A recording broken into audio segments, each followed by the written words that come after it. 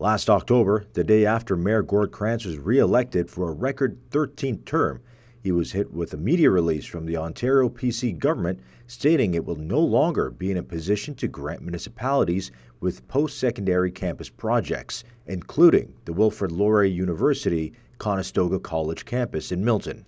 It would be an understatement on my part if I wasn't to suggest that I was totally disappointed when the announcement came out from the present-day government that they're withdrawing the funding. And the funding that I'm talking about was in the amount of $90 million.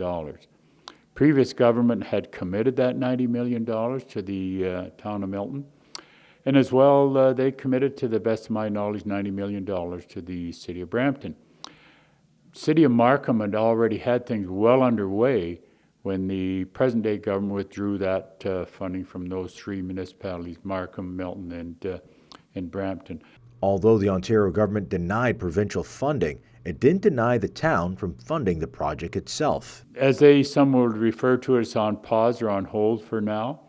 But in our case here in Milton, we're still moving ahead, believe it or not, with the plans to have that university there in the Milton Education Village.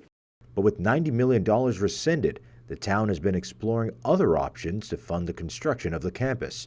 Krantz says there's even been discussion on using local sponsorships and tax dollars. With especially the private sector, now should the present property tax base in Milton, or for that matter the region of Halton, pick up the cost of that? I'm a little hesitant to suggest that, because the property tax base takes a fair hit now with things that should be, at least in my opinion, picked up by the federal tax system and or the provincial tax system.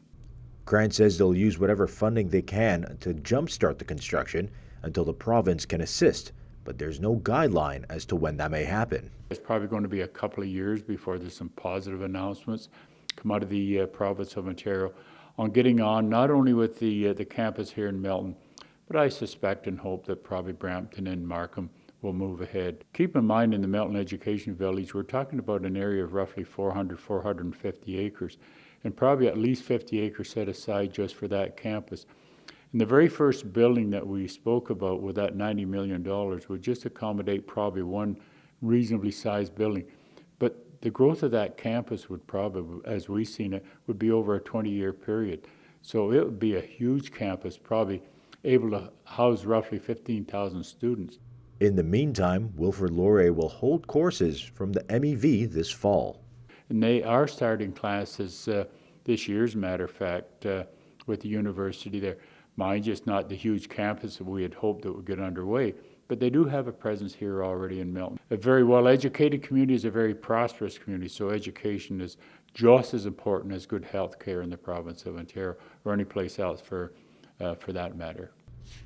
Reporting from Milton, for Halton News, I'm Halton News Jan.